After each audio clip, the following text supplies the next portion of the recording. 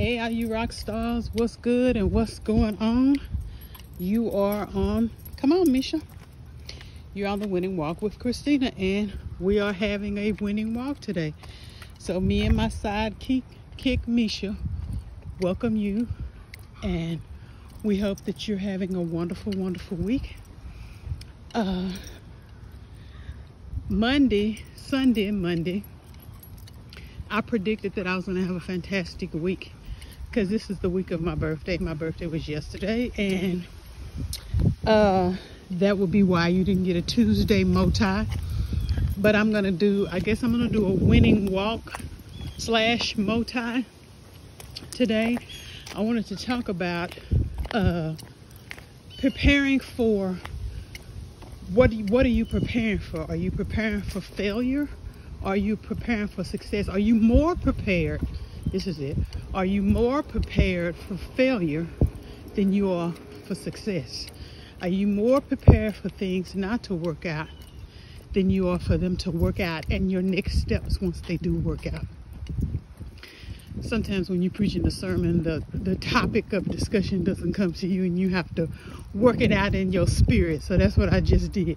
Are you more prepared for success than you are, or more prepared for failure than you are for success? Before I went, I had a little mini vacation from Friday to Sunday. We spent the weekend in Houston. I visited a couple of my friends in Houston. Like, I got to meet Cece from Cece's Texas Garden and Diving with Purpose.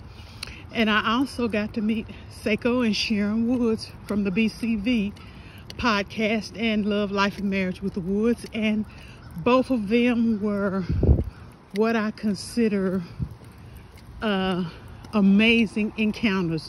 The Lord was in both. There was fellowship. There was a connection spiritually and emotionally that Ray and I and Kadri have been longing for a long, long time. We met what I've been praying for forever, and that's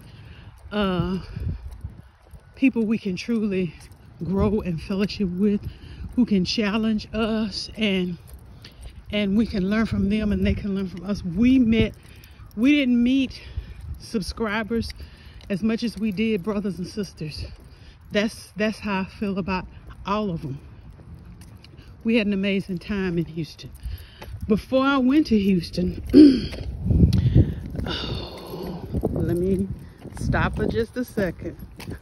Looks like somebody needs my attention. Just a moment. Okay, he waits just as good until I finally get my words together, and he has to make pit stops.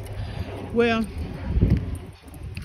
before I went on my little mini vacation, my boss called me and he said, well, we'd had our one-on-one, and he said, I'm going to put in my recommendation and all of the paperwork for your promotion, and I'll let you know if there's any hitches. I don't see how, because again, you're leading the company in productivity, so I don't see that. This should just be a slam dunk, no problem. But if there are any snags or any delays to that, I'll let you know, and I'll be investigating as to why, but I don't see it happening. Well, this morning he called me and he said, or he texted me and he said, well, I just got back word from the director and the CEO of the company, and your promotion is final. It is effective November the 1st, and that comes with a pay increase. The pay increase that I requested. So I am just praising the Lord. I'm praising God for it. I'm so excited. And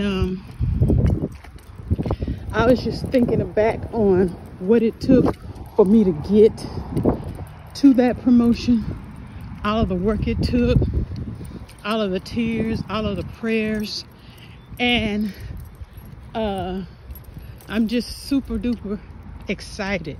I had a wonderful birthday, and I'm just enjoying the success of everything and how things have turned out, and I'm excited about it.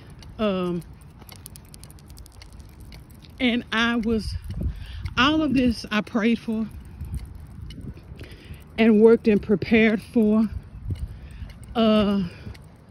Not trying to be arrogant, but one of the things that I promised myself when I retired was that when I decided to go back to work and get another job, it would be not only something that I wanted to do, not had to do, not only something I wanted to do, but something that I was going to make a vow to myself to not just do just because, but to excel. Not that I wanted to be the absolute best in the company, but I wanted to be the best. I wanted to do the best I could, the best I could do. You know, being in a managerial position and being the leader and the head over everybody is never something that I desired for myself,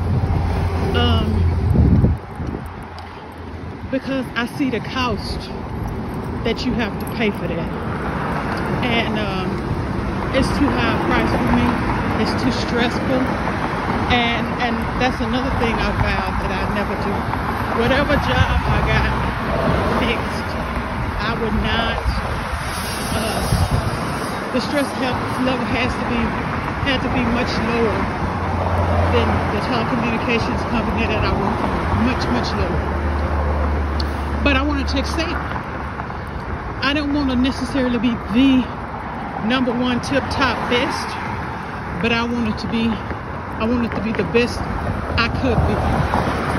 When I worked for AT&T all of those years, it was a job. Now it was a job. I made great money. I was able to help my husband take care of everything, and it was wonderful, but it was extremely stressful. My blood pressure stayed elevated, and that was 23 years. And it's not something that was ever a career to me, or ever something that brought me joy or fulfillment. It was just a job, and I did not seek to excel at that job or be the best.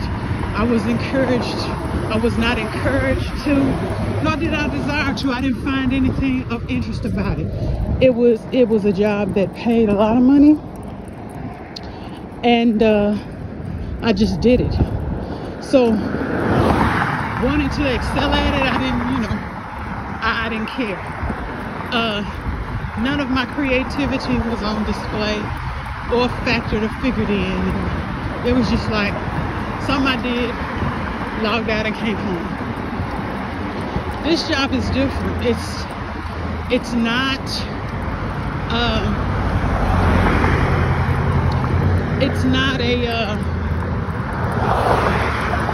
it's more of a position where some of my creativity can be on display, and some of the things I desire to do in real life, I can actually put into practice here. It's more relative to the stage of life I'm in right now, and the fact that I'm excelling is fantastic. It's wonderful, but I prayed for it, and I worked for it, and I plan for it every day. I'm motivated to get up and do the very best I can every single day. And it's, instead of being something I dread getting up to do, I enjoy it. I just feel blessed right now. And so that's the Wednesday Moti. Are you planning for success, or are you planning in a pessimistic way? Are you more prepared to fail than you are to succeed? Do you know what your next steps are after you succeed? A lot of people plan to succeed, and when they succeed and they exceed even their own expectations, they get what I call a fear of failure. Now that I'm at the top where I want to be, or beyond where I thought I would be, I'm struck with fear, because not only have I made it here, but now the company I work for is expecting me to stay here. And you can put a whole lot of pressure on yourself, and that would normally be me. Normally I don't have a fear of failure because I fail so much. It's almost like I was used to failing, or used to somebody making it appear that I'm a failure, treating me like a failure, talking to me like I was a failure. So I was more used to that than what it's like to succeed, to set goals and go for those goals and exceed those goals. But like I said, when I retired, I said, if and when I do decide to go back to work, I am not living with the fear of failure. I'm going to do what I know is left in me to do, and I'm going to do it to the best of my ability. I'm going to excel in whatever it is I decide, the Lord decides to bless me with, to put my hands to. I want to see it flourish and grow.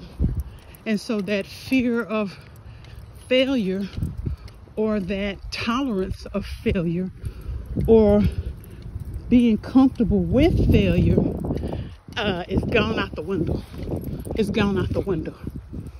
And so that's my motivational, probably rambling too much word for you today. Prepare for success. Prepare, set a goal that's reasonable, and when you exceed that goal, set another one. Because now I don't look at it as stressful to set my next goal.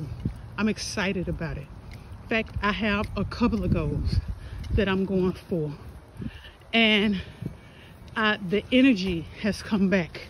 My creative energy, physical energy, all of that has come back, because I've set my mind to things that I want to get done, and one by one, in the name of Jesus, I'm going to get them done.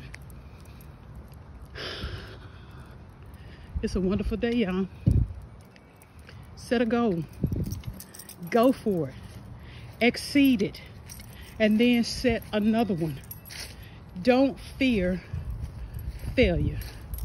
And do not fear success.